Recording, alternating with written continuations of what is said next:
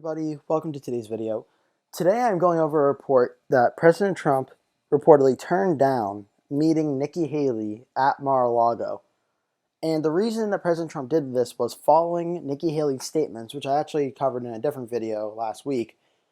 Nikki Haley said pretty much that President Trump might have been a mistake for the Republican Party, and President Trump was at fault for everything that happened with the Capitol and all that.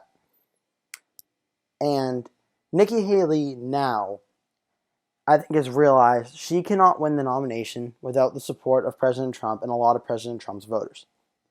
And I said that in the last video, and I think it's very, very clear to her, and I think she knows that.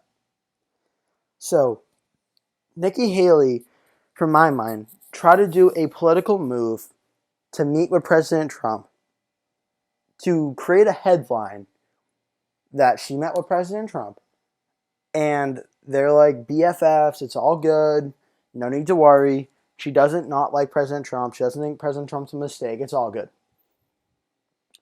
But President Trump knows what she was trying to do.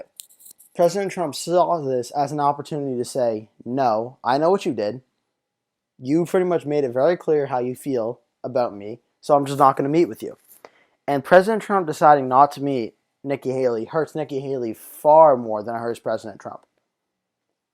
So Nikki Haley is now in this very, very tough spot where I asked the question in the last video, how badly hurt will Nikki Haley be from criticizing President Trump? And the fact that President Trump has now responded and said he won't meet with her, and this is out in the public and public information now, this is not very good for Nikki Haley.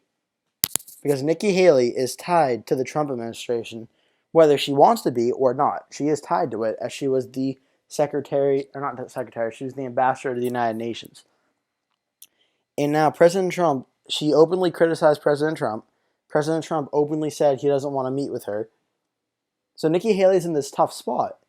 She might be getting a lot of the anti-Trump vote, but she's going to be getting pretty much zero of the Trump vote. So now she tries to make up with President Trump, it seems like, but Trump doesn't even want to meet with her, so there's not really much she can do. And for me, this sets up a very interesting story about 2024.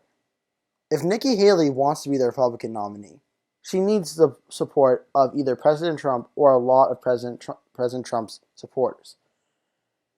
And it's not so much winning the general election. It's getting through the primary. That's often, even sometimes, harder than the general. Because the primary, a lot of times, Republicans will go farther to the right, Democrats will go farther to the left, and then in the general election, it's typically going back towards the middle to try to be electable. I think in a general election, Nikki Haley could be very electable, especially for voters who maybe don't want to vote for another Trump-like Republican. Nikki Haley is very electable. But can she get through the primary? And without having the support, or at least semi-support of President Trump, I don't think she can, and I think she knows that. So Nikki Haley is trying to kind of cover this up now and try to fix the situation while she still can. And President Trump saying he doesn't want to meet with her is a potential road bump in that situation, and something to monitor. We have to see what's going to happen in 2024. And whether or not President Trump and Nikki Haley, who President Trump might run and might sink Nikki Haley's ship like just by doing that, but Nikki Haley, if she wants to run and President Trump is not running, she needs Trump support.